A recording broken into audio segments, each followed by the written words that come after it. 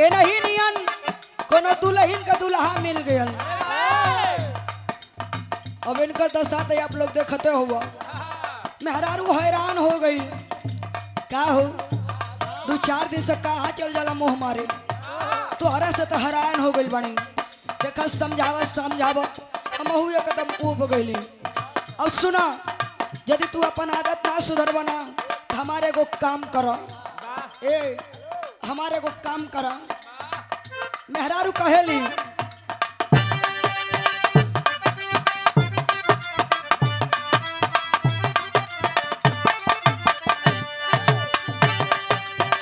बिना सवतिया के रहना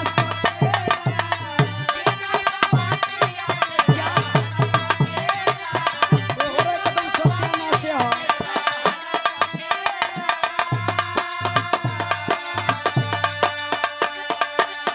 बिना सवतिया के रहना सकेला हमरा के झूठा हूँ तू झांसा में रखेला।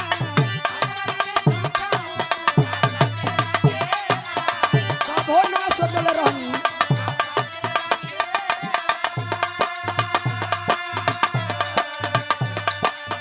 जिंदे में ई दिन देखे के पड़ता के एकरा सनी चली जैती दक्षिण घाटे। तोहरा जैसे मरत न रहले सही बा।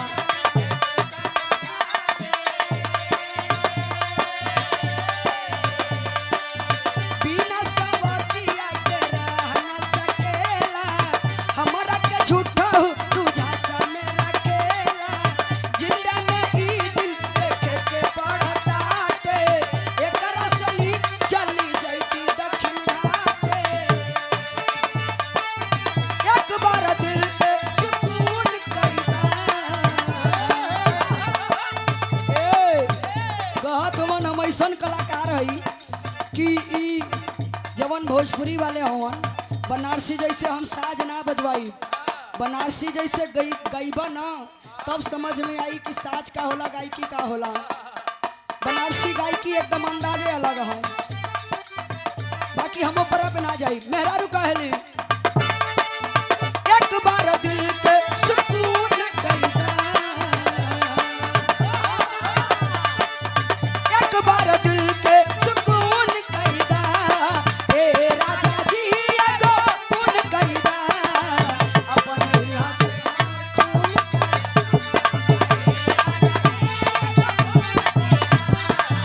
अपन इलाज हम खून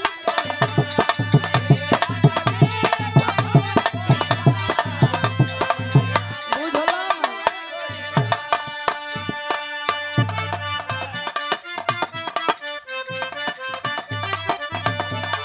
कोनो मेहरारू अपने सखी से बतावेली का बताइए हो सखी हमारे ओ जवन हवन ना हमारे ओ इतना निमन बाड़न ना इतना सुघर बाड़न भरहरी में जब अपन जुल्फी झारे लन ना हम तो देख के उनकरा के एकदम फिदा हो जाइला।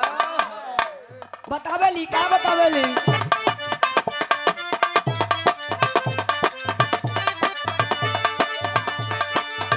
उड़ेला फर फर बहे पुरवैया हो। ए सखी ओ हेलो चश्मा पहिनी जब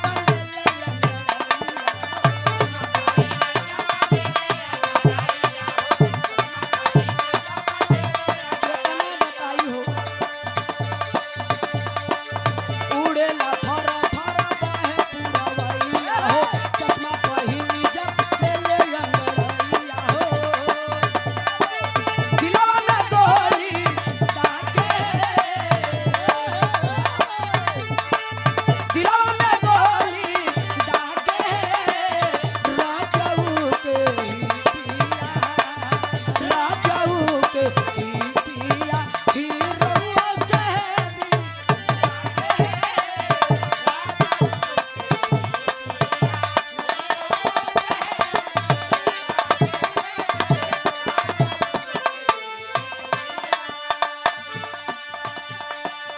ए सखी हमार सैया जब सज सवर लेलन ना उनकरा आगे तो के हीरो भी फेल बा। कितना बताई बतावे ली दुल्हन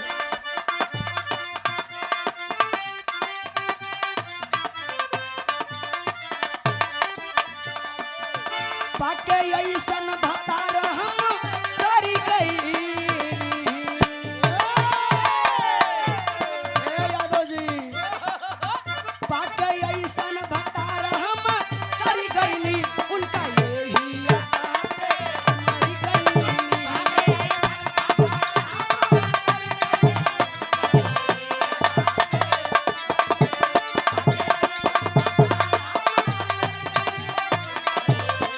ओ हेलो काई स्टाइल बहार गई।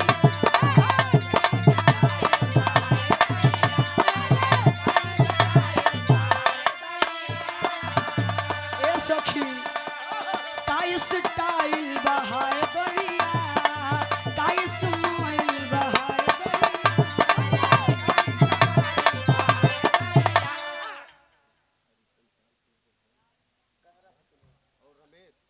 परम आदरणीय आप हरिश्चंद्र पाल पूर्व प्रधान कहरा की धरती से 21 रुपए का पुरस्कार। बहुत बहुत प्रणाम सब लोगन के बहुत बहुत प्रणाम। काई स्टाइल बहार दैया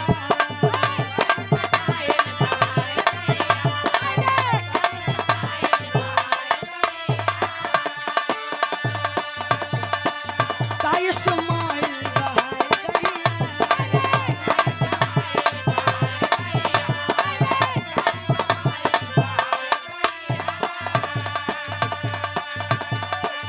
काई स्टाइल बहार दैया काई स्माइल बहार दैया।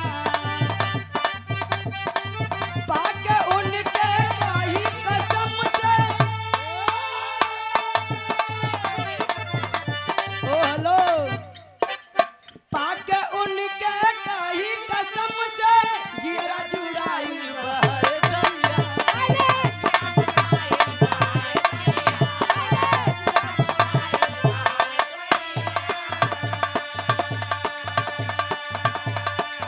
सब कुछ फीका उनके आगे है। सब कुछ फीका उनके आगे है। राजाऊ के ही पिया राजाऊ के ही पिया हीरो से भी लागे है।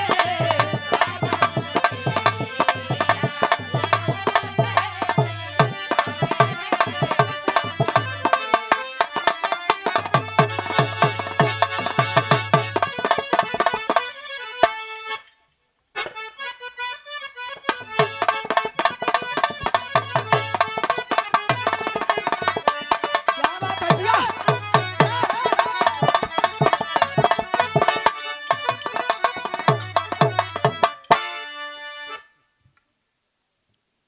बहुत बढ़िया बिरहा आप लोग उधर से सुनना।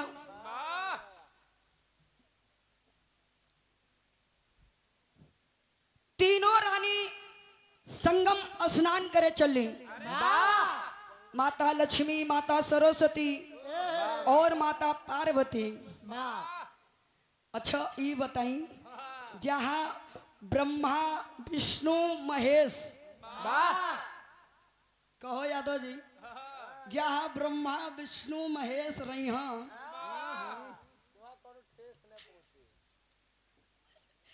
वहाँ तीनों रानी काहे न जई हैं। तीनों रानी आ गलीन स्नान करे खाती कहा संगम प्रयागराज जहाँ दो चार मेहरारू इकट्ठा होते न जहाँ दो चार मेहरारू इकट्ठा हुई कहीं ये सखी बड़ा दिन के बाद मिलल बड़ू हो तनी अपना उनकरा बारे में कुछ बताओ तू ना कहीं का बताई हो का बताई सखी आजकल तेन को रोहन हम का बताई ई मूर्ख को न रोज न जानी कहाँ मुंह मारे जाला एकरा बारे में हम केतना बताई दूसर की का नंबर है कि ये सखी तू वही कुछ बतावा हो कल ये सखी हमारे ओ ना कौन हमारे ओ इतना नीक हवन न जब हमारे चाट फुल्की खाए को मन होला ना झट देना तो उड़ल जाले बाजारे से लेके आवे लग कहल ला गोलगप्पा खाई ला लप से लीला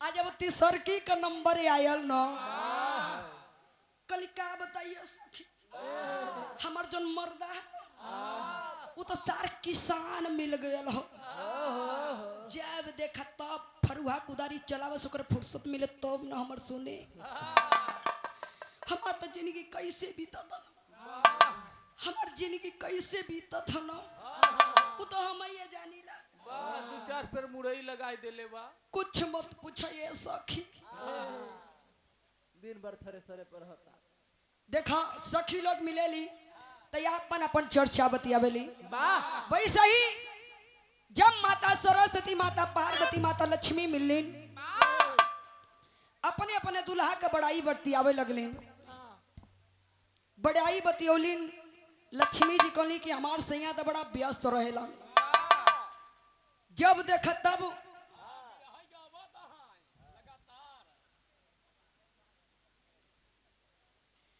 बिरहा नहीं गावत हुवन लपेटे के चक्कर में परेशान हुवन कितना लपेट ले हम बड़ी जानकारी हो का हो लपेटू महाराज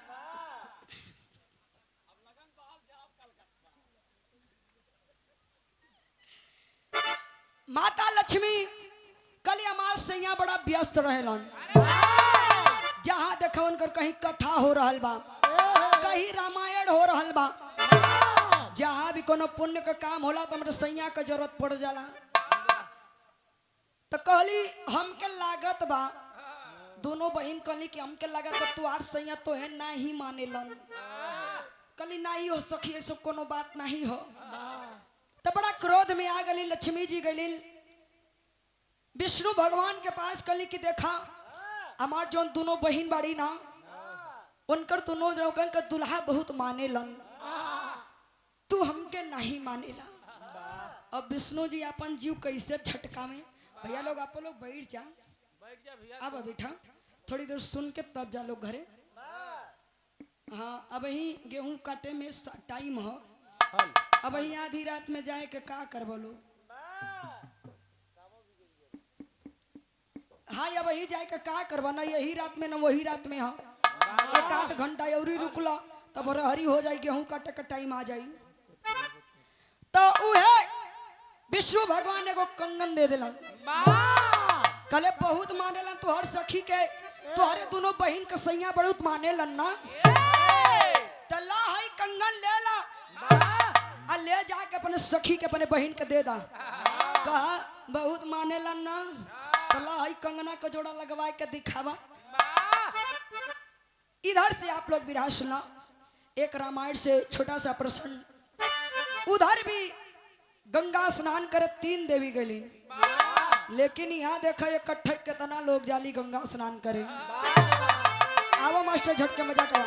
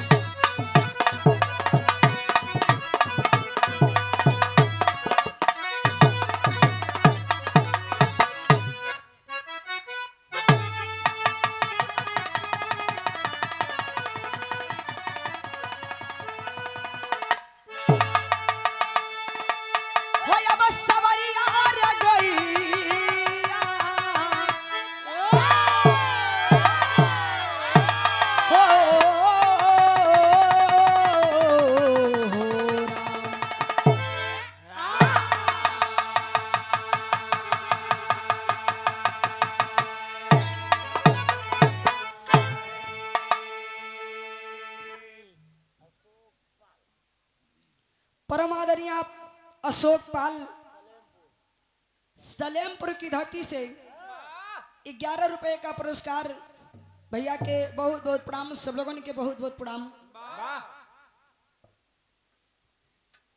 बहुत बढ़िया विराय आप लोग उधर सुनला। एक छोटा सा प्रश्न बा, 4 लाइन कवि जी भूमिका के भाव में इशारा करत हवन।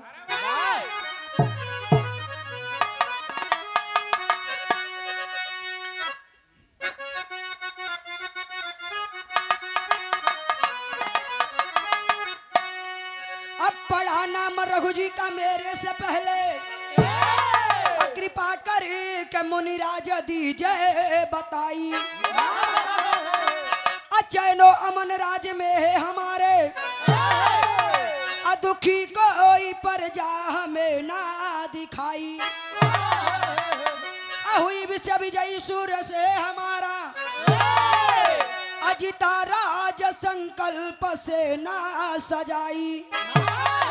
अचिंता यही है रघु शब्द पहले, और अंतिम पड़ा नाम है मेरा राय।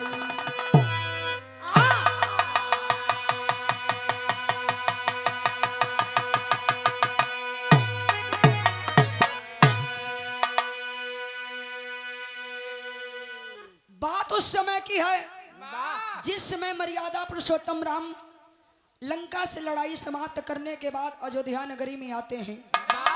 अयोध्या नगरी में आते हैं, मर्यादा पुरुषोत्तम राम के स्वागत में इतना दीप जलाया गया।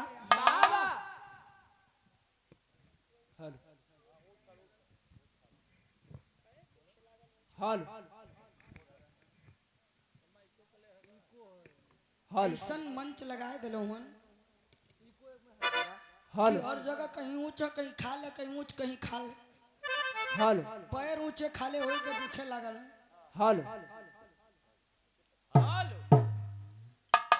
इतना दीप जलावल गयल कि वही समय से दीपावली की शुरुआत हो गयल। कुछ दिन गुजर गयल, मर्यादा पुरुषोत्तम राम का राज तिलक भयल। माँ जानकी के साथ बैठल वो राज सिंहासन पे। कहल जाला कुछ लगन के जुबान को खुशी बा, कुछ लगन के दिल के खुशी बा। जवन दिल के खुशी बा लोग जयकारा लगावत हवन, लेकिन जवन जुबान को खुशी बा ना, आपस में लोग बतियावन लेके जाने ला चाहे जवन होके, चाहे जवन होके, लेकिन इकुल में एकदम राई के सम्मान हुवन। इकुल में एकदम गद्दार है, गद्दार हो। आपस में बतियावत हो सब। इकुल में ना एकदम राई के समान हुवन। मर्यादा पुरुषोत्तम राम ई बात के सुन के बड़ा व्याकुल हो गलन, बड़ा तकलीफ भयल। जाते हैं कुल के गुरु वशिष्ठ मुनि के पास, सवाल करते हैं कि मैंने इतना बड़ा काम किया, बड़े बड़े योद्धाओं को परास्त किया, लेकिन मेरा नाम इतना छोटा क्यों बताया जाता है? इतना छोटा रघु और राई, राई यानी कि सरसों से भी छोटा नाम। व्याकुल हो के गुरु जी से कहला नहीं है। एक लाइन कवि जी कव्वाली के भाव में इशारा करत हूं मास्टर। इस जमाने को देखते हुए इशारा करते हैं। क्या इशारा करते हैं?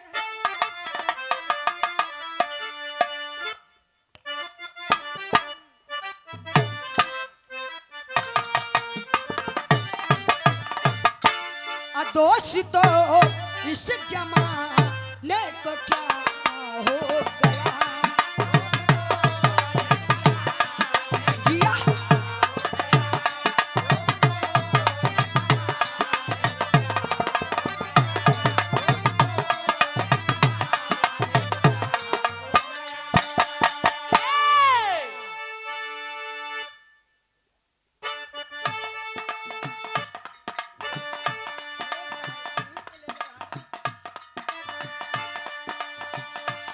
दोस्तों इस जमाने को क्या हो गया,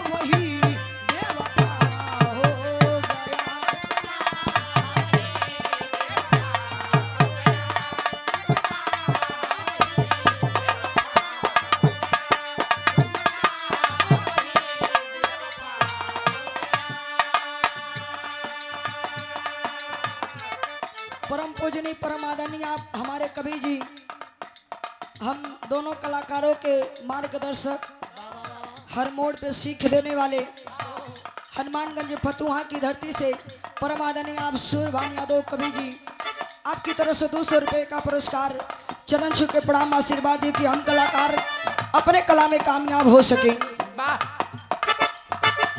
दोस्तों इस जमाने को क्या हो गया, जिसको चाहा वही बेवफा हो गया। हम हद से ज्यादा जिसे मानते हैं हमारे साथ वही दगाबाजी करता है, क्योंकि हमें दुश्मनों से डर नहीं है, डर है तो इन गद्दार दोस्तों से डर है। साले ये बहुत बेईमान होते हैं। इन गद्दार। हाँ हो अरे भाई सामने ना इतना मीठ मीठ बोती यहाँ सब, आज यदि पीछे होगा ना तो सोची है कि सारे के मुआइये डाली का, ये तो हमार तुरते मुआइये डाली का। ये तो हमार भाई लोगन हमें हो। इ लोगन पे मत लो, एगो बात कहत बानी हम, अच्छा लेकिन यहू से सुंदर कवि जी भाव में लिखत हूँ कैसे।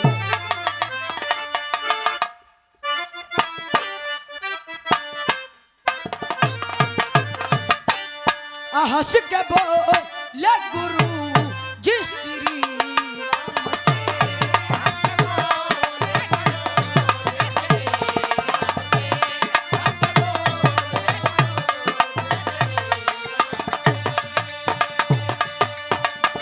हंस के बोले गुरु जी श्री राम से,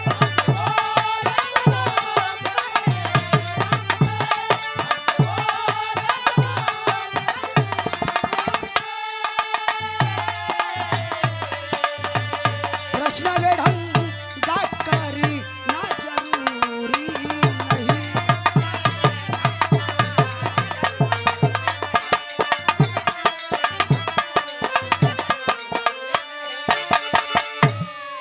हंस के बोले गुरुजी श्री राम से, प्रश्न बेढंगा करना जरूरी नहीं।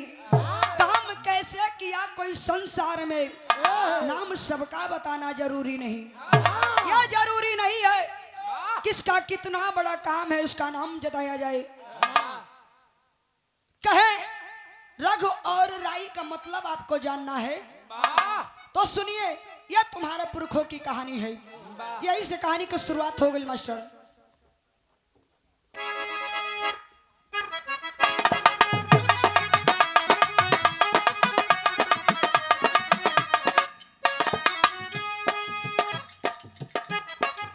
कहे रघु राजा कैसे,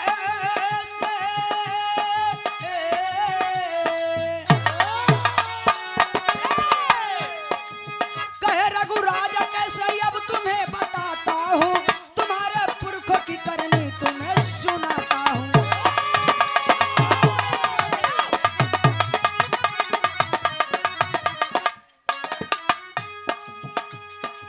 रहे रघु राजा जिनको सास रानी थी, दान देने में उनके था न कोई सानी थी।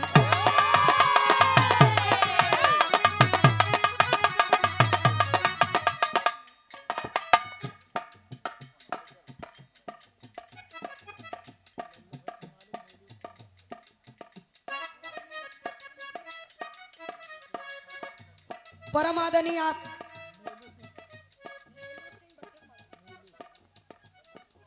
नीलू सिंह भट्टा मालिक और लल्लू कुशवाहा भट्टा मालिक और ये मेला और हम दोनों कलाकारों के मलिकार, जिनके माध्यम से ये पूरा कार्यक्रम का आयोजन किया गया। आपकी तरफ से 1000 रुपए का पुरस्कार, कम से कम मलिकार के सम्मान में जोरदार तालियों के साथ आप लोग सम्मान करिए।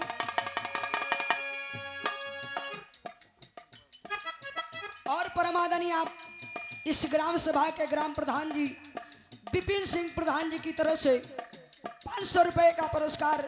प्रधान जी के बहुत बहुत प्रणाम, सब लोगों के बहुत बहुत प्रणाम।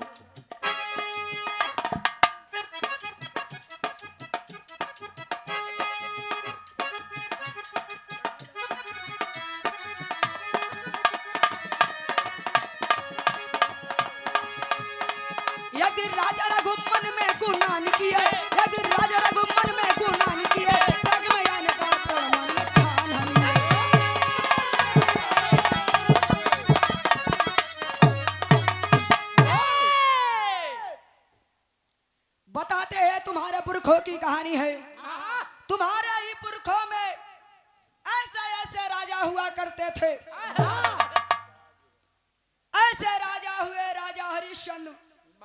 इतने बड़े राजा होके पूरा राजपाट एक ब्राह्मण के दान दे दिलन।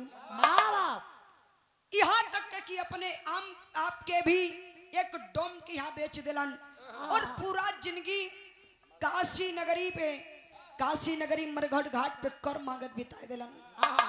तुम्हारे पुरखों में ऐसे राजा हुए, राजा भगीरथ अपने पुरखों का तरन तार करने के लिए तपस्या करके माँ गंगा को इस धरती पे लाते हैं। तुम्हारे ही पुरखों में जिनका नाम बताया गया राजा रघु के साथ में रारू रोलिन एक दिन विचार बनौलान। धीरे धीरे सब मेहरारू को शयन कक्ष में गईलन। अब 700 मेहरारू रोलिन। हाँ हो 700 तो शयन कक्ष में जाओ में ना टाइम लगी। 700 दिन। धीरे धीरे नंबर लगावत हुआ। सब मेहरारू के शयन कक्ष में गईलन और जाके कहलन कि हमारे विचार करत हो, हमार विचार भयल है काहे ना एक बार चल के संगम नगरी गंगा स्नान कर लिहल जाए। मेहरारू से कहलन तो मेहरारू कैलिन का माशुनी है गो गीत लगल।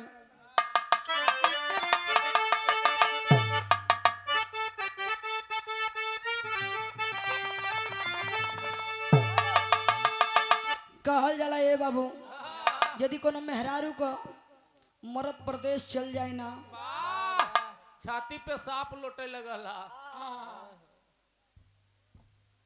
अभी समझ ला कि वो दुल्हन का तो 10 से बताई कि मार का हाल हो, केकरा से बताई अपन दुख। मेहरारू अंदर अंदर छटपटा दिया। जैसे गुलशन भैया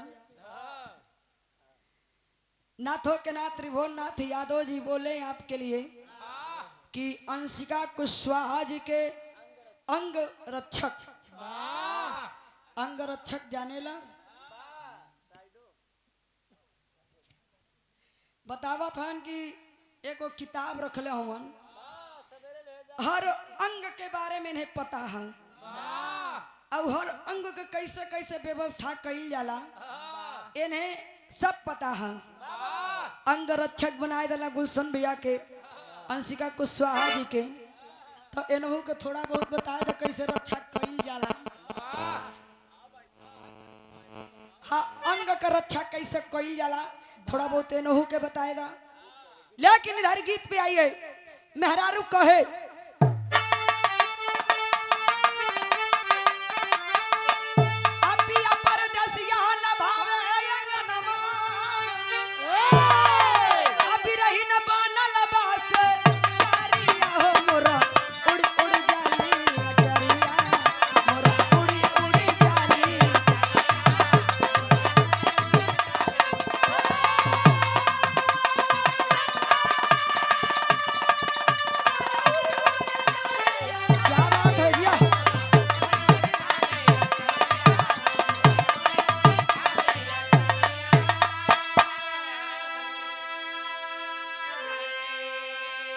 लेकिन यहाँ राजा साहब तो आदेश दे के कह के चल गए।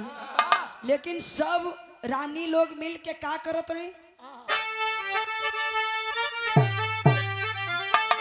चले गंगा करैया अलिया साथे में तारी जननमा हो रघु राजा की कीर्ति जहनमा रघु राजा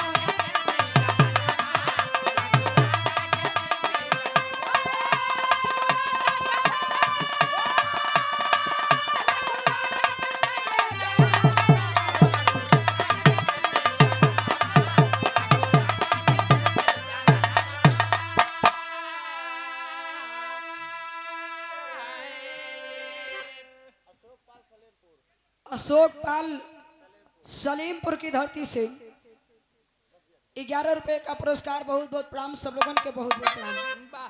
तो एक रानी दे तो रोज कंचन के दनामा चले है नेमवन कर पर हो महीना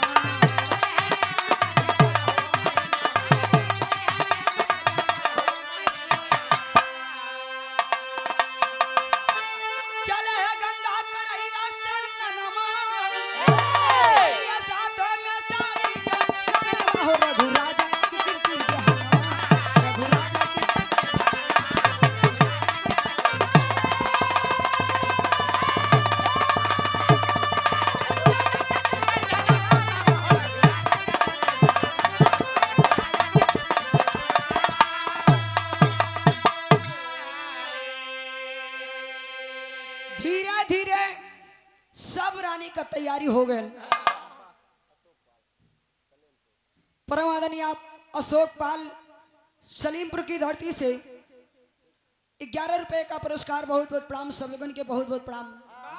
धीरे धीरे सब रानी के तैयारी हो गयल तो जाई के एक दूसरे के बुलावे कहा ए सखी, ए सखी तैयार हो गलू हो, ए सखी तैयार हो गलू तो चला, तैयार हो गल बड़ू ना तो चला चला उठा, चला चल के देखल जाए कि राजा साहब तैयार भइलन कि ना।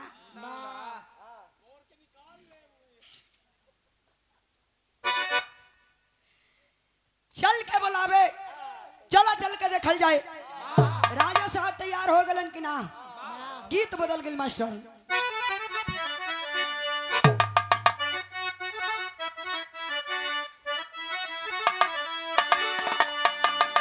का जमाना हो गइल बा, पहले का जमाना रहल माता बहन लोग जब इकट्ठा होखे तो गीत गौनई होखे।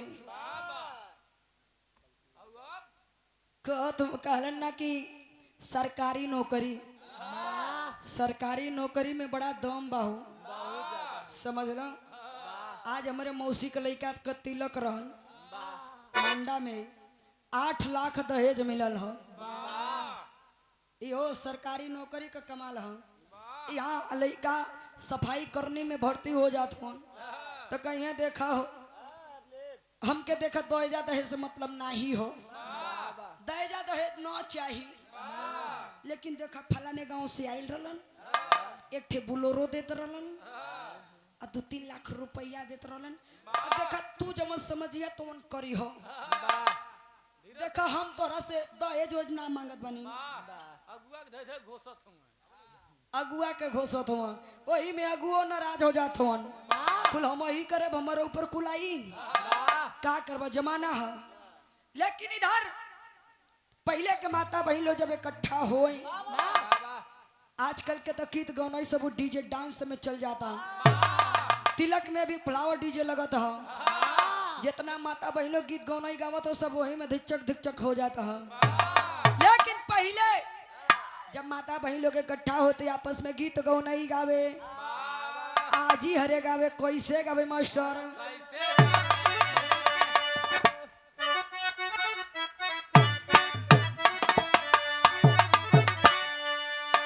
सोई गए बनवारी कदम करे, सोई गए बनवारी।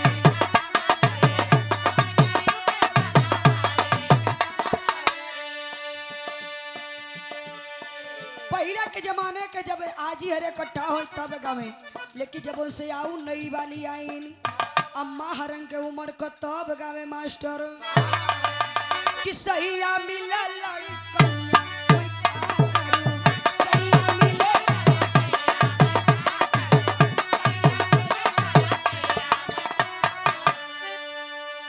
कि 12 बरस की जब मई गवने किया,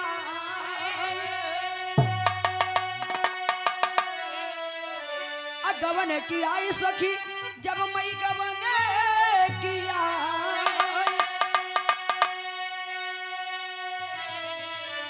तो सैया उड़ावे कनी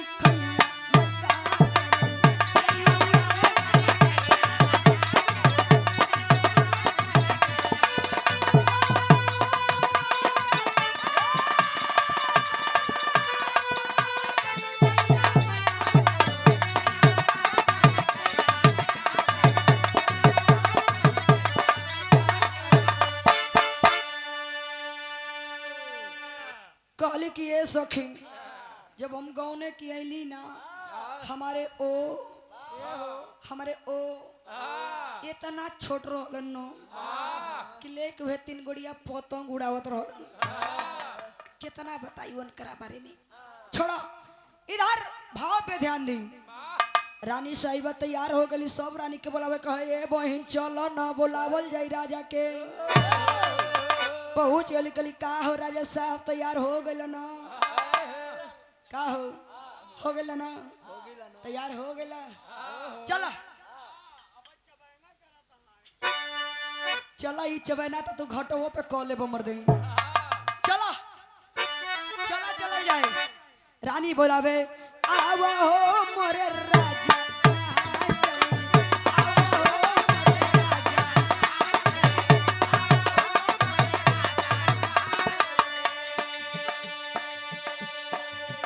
त गंगा में चली के साथ डुबकी लगाऊ बई, ऋषियों मुनियन का दर्शन हम पई बई। तब बाजे खुशियों का बाजा नहाय चली, बाजे खुशियों का।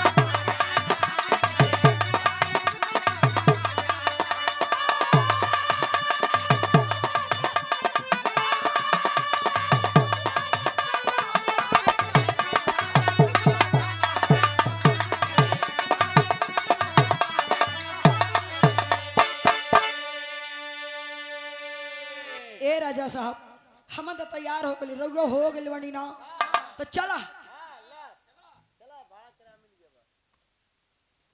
चला 20 रुपया भाड़ा मिल गया। यदि पैदल काम चला ले बा तो समझो कि छबेना खातिर मिलल हो।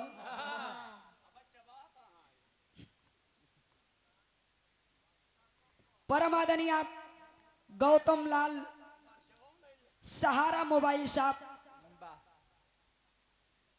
टिकरी हनुमानगंज प्रयागराज से भैया की तरफ से 21 रुपए का पुरस्कार मिलल हो। यदि पैदल चलब ना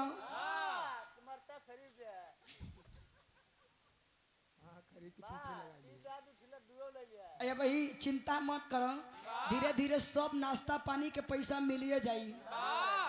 हाँ लहान लहावत नहीं, धीरे धीरे देखा भैया लोग कम से कम इनकर नाश्ता खातिर बड़ा पेटू हवन, बड़ा लपेटू हवन।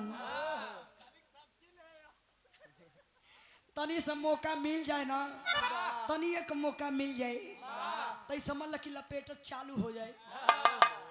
लेकिन इधर रानी कहे कि ये राजा साहब चली चली चल के जब गंगा में स्नान कल जाई, हाथ में हाथ पकड़ के ना, हाथ में हाथ पकड़ के तो कुछ दूसरे मजा रहे। शिव कुमार कुछ दूसरे मजा रही, बाहर तुहार प्यार।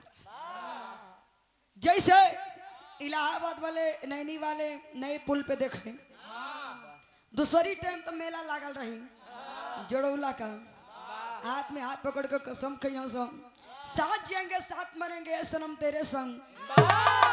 तनिको कोनो मिजाज गड़बड़ायल, कोनो मामला गड़बड़ायल ना, तुरंत तनी से ऊपर होके नीचे कूद जइहा सब। सवेरे पेपर में निकल आई, एक यासिक ने अपनी मासूका के लिए अपनी जान दे दी। एक यासिक ने अपनी मासूका के लिए 6 महीना के लिए खटिया पकड़ ली। ई तो होला प्यार, हाँ ना शिव कुमार। एके आई लूबू कहती।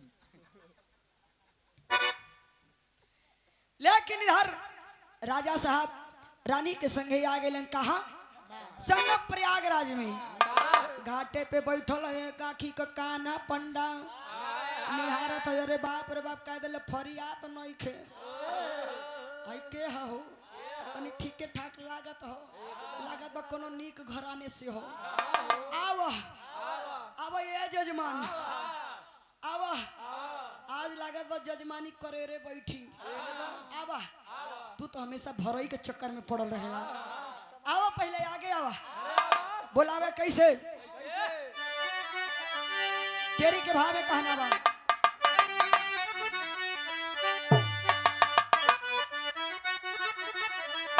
अरे मोरे राम खुशियों का बाजा धाम में बजी, खुशियों का बाजा धाम में बजी। तो पंडा कहे भागवा उदय आई गे राजा यार हो, राजा यार हो राजा। पंडा कहे भागवा उदय आई गे राजा, खुशियों का बाजा धाम में बजी। जिया राजा आवा आवा। अब वही तो कनवा पंडा का निगाह केवल रजबे पे पड़ल हो। अब एक आँखी से केतना निहार ले, अब वही तो केवल राजे तरफ देखत हो। आवा आवा आवा ये राजा साहब आवा चलो बढ़िया से तो है स्नान कराए दी। हाँ चलो बढ़िया से स्नान कराए दी। गीत बदल गेल मास्टर।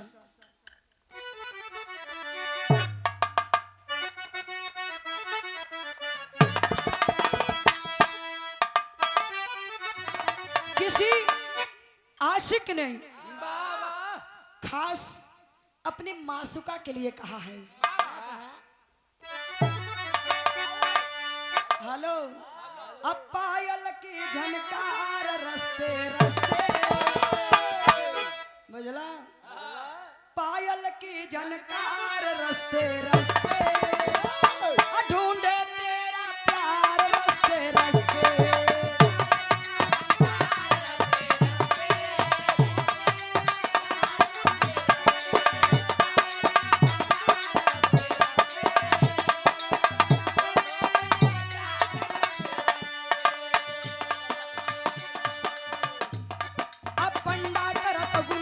धीरे धीरे ही आई गए जजमान धीरे धीरे।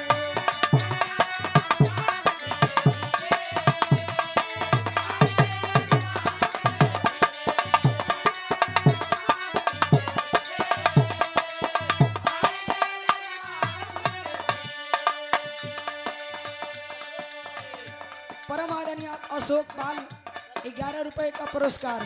धीरे धीरे तो नाश्ता का व्यवस्था होता हो। इधर अब वही तो लगता कनवा पंडा का ध्यान केवल राजा पे पड़ल बा। अरे बाप रे, जब अगली बगली देखे, अगली बगली देख रहा बा, रे बाप रे बाप। सोचैला के पंडा इन सासो रानी,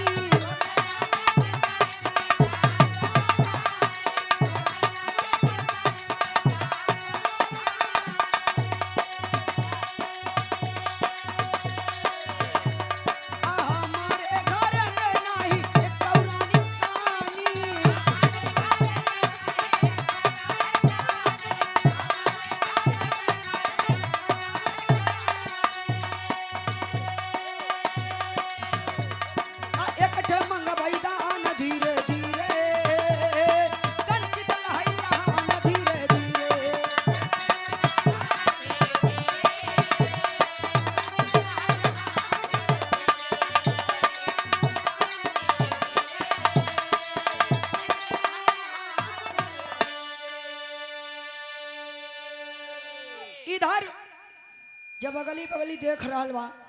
देखा भैया कोनो में सिटी हो। जब अगली बगली देख ले, अरे बाप रे बाप, यहाँ केहू के को मेहरारू नहीं जुहाती। जवन रह भौ छूटी गई, एक कौठी नहीं जुहात है। अब हई देखा हो, हई देखा, इनकर सास मेहरारू है। मोनू भैया कुछ तू आऊ लहावा तो सास मेहरारू हई हो। मोनू भाई दिहल जाई। इधर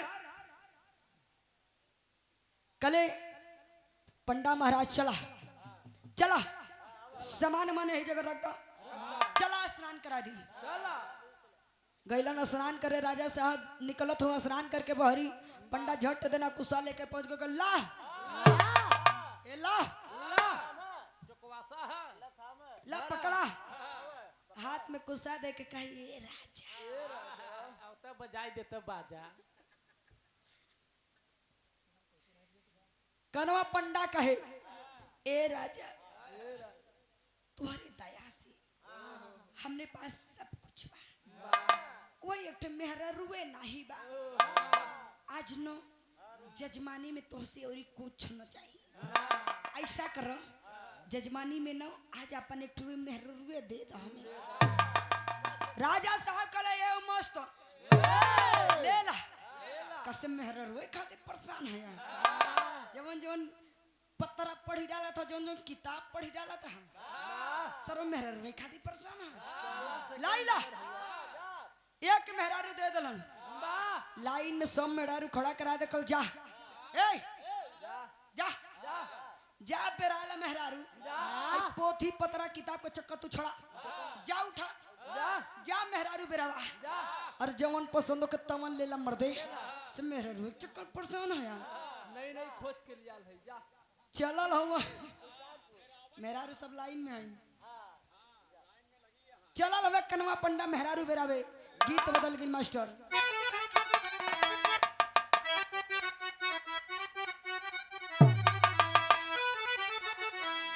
ये गीत के दादा राम आधार जी गावे जूसी नरेश कैसे गावे मास्टर अरे मोर राम झकोरा मारे झूलानी झकोरा मारे झूलानी ऊ आई साड़ी लहरा हो झकोरा मारे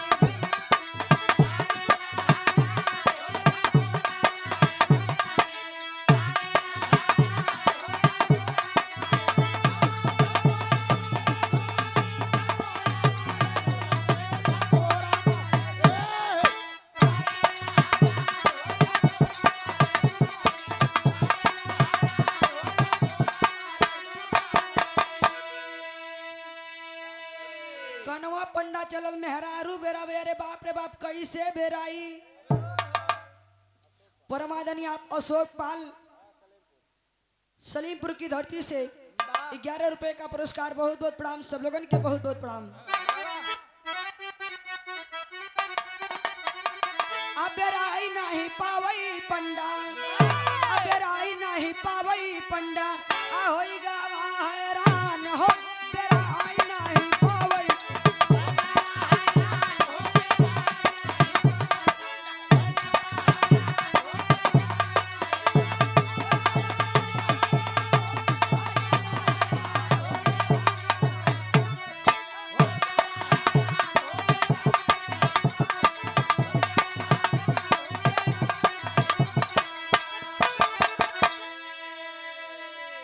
एक कनिहारी पंडा दूसरी मुहता के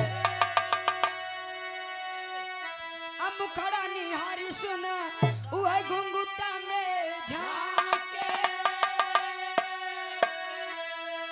तीसरी चौथी देखाई पंडा एक से एक जवान हो पराई नहीं पावे होई गावा हैरान हो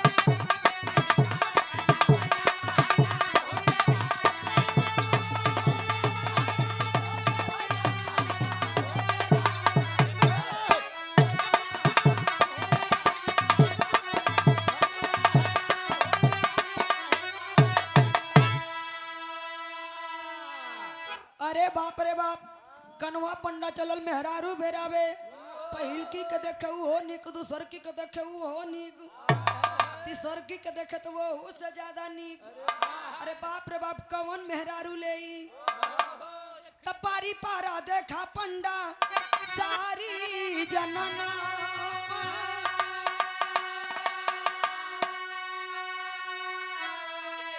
कहे गुस्सा थामा जल्दी फिर से रजना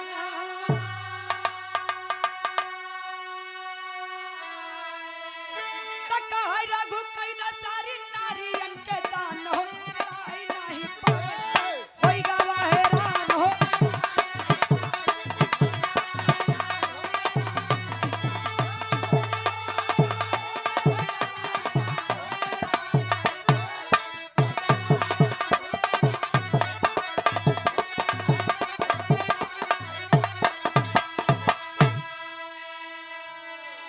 अरे बाप रे बाप मेहरारू देखत देखत सारी लाइन समाप्त हो गयल कवन मेहरारू ले सब मेहरारू तो एक से बढ़ के एक धीरे से कनवा पंडा पहुंचल राजा के पास कहे ए राजा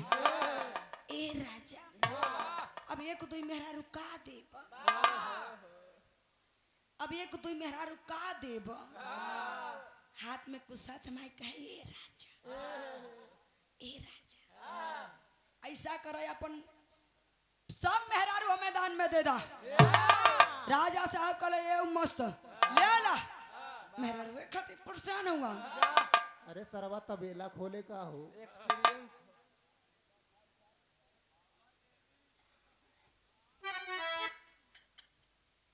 न कहब चिंता मत इधर मेहरारू कलहान लह गई, लेकिन सास से मेहरारू मिलल के भाई कनवा पंडा खुश नहीं हो। आल्हा के भाव में कवि जी के लिखे के बड़ल मास्टर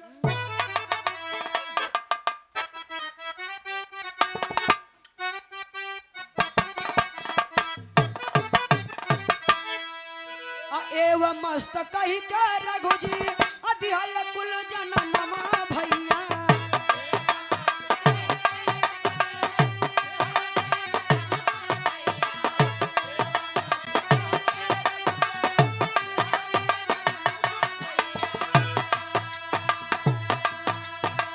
पीर पंडा मानवा बे कइले हो गुना।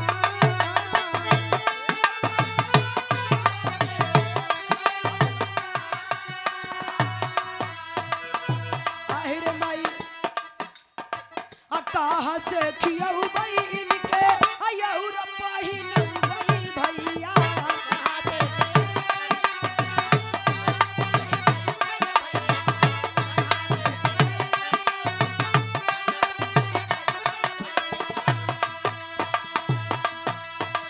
घाट जाए घरवा में सीधावा हो पिसा।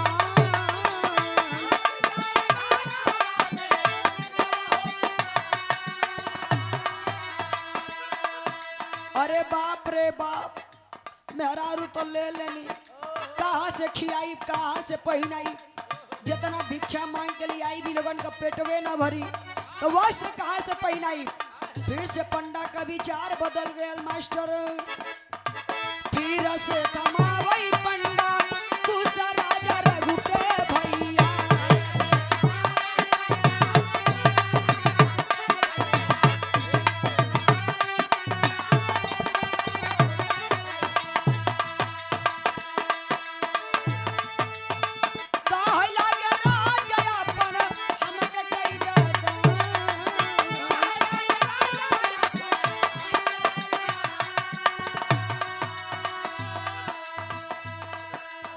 राजा रघु सोचे बिना दानवा चुकौले भैया।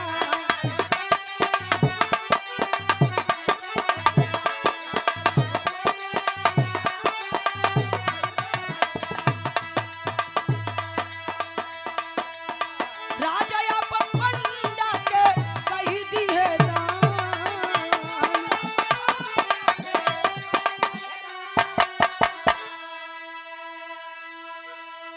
अरे बाप रे बाप, विचार बदल गए। कनवा पंडा फिर गए राजा के पास। हाथ में कुसा तमाय के कहलो कि ए राजा साहब, मेहरारू तो दे दिला, कहाँ से खियाई कहाँ से पहनाई कहाँ रखे। हाथ में कुसा तमाय के कहे कि ए राजा साहब, आपन पूरा राजपाट भी हमें दान में दे दा। राजा साहब कहले तथास्तु, ले ला पूरा राजपाट दे दे कनवा पंडा के। लेकिन यार राजा साहब दान करत हो तब ले स्वर्ग से विमान आयल राजा साहब के स्वर्ग में ले जाए खातिर। जब राजा साहब बैठ के विमान पे स्वर्ग में जाए लगलन, कनवा पंडा की गोड़ा पकड़ कर लटक गया।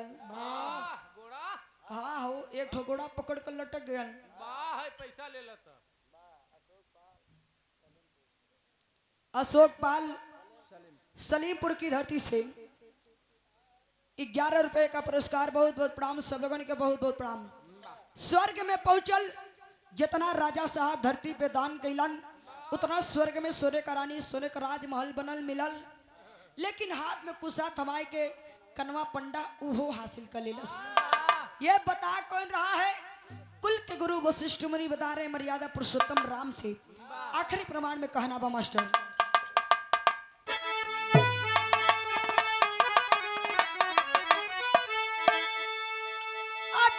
रघुदान नाही अचिंतवा करी, तो तोहरे एक नारी के कारण गइल लंका उजारी।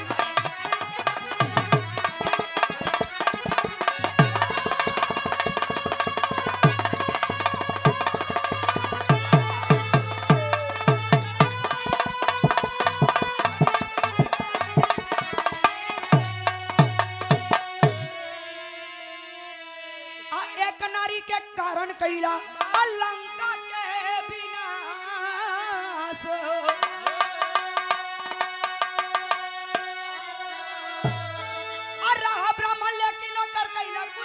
बस हो।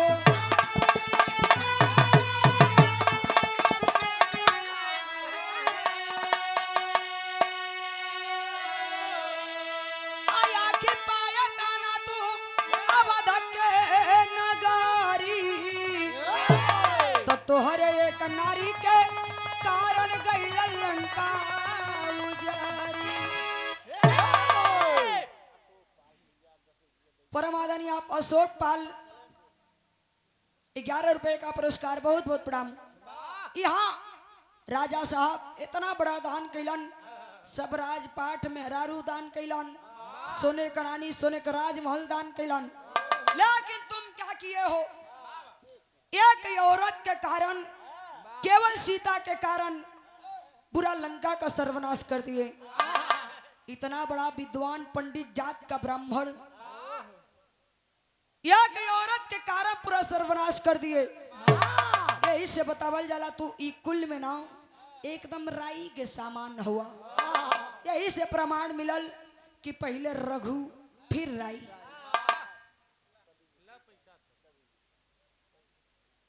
परमादनी आप हमारे कवि जी सूरभान यादव फतुहा हनुमानगंज की धरती से 200 रुपए का पुरस्कार ई बिरहा पे खुश होके बहुत बहुत प्रणाम।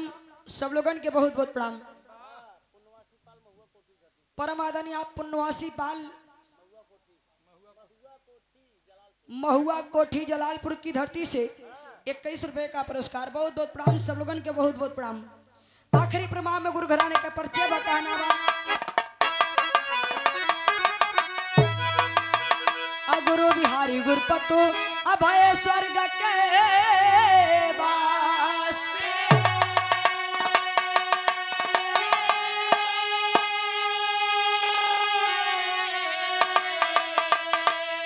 कवि सुखनंदन जी स्वर्ग में गईले, छोटी हुई है काशी।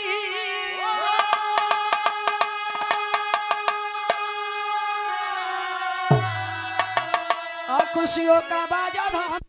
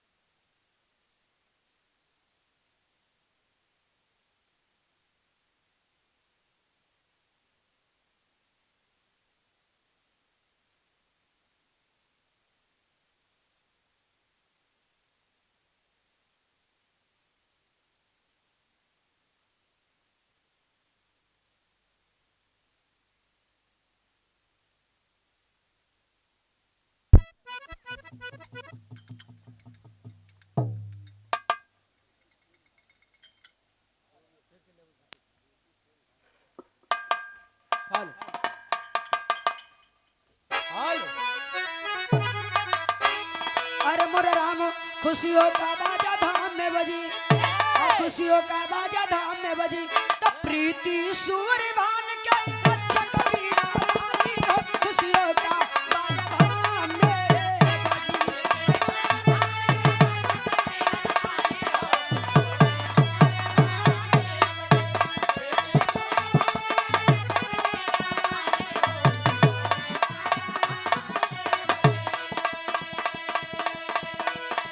दीवाना दिल हुआ दीवाना।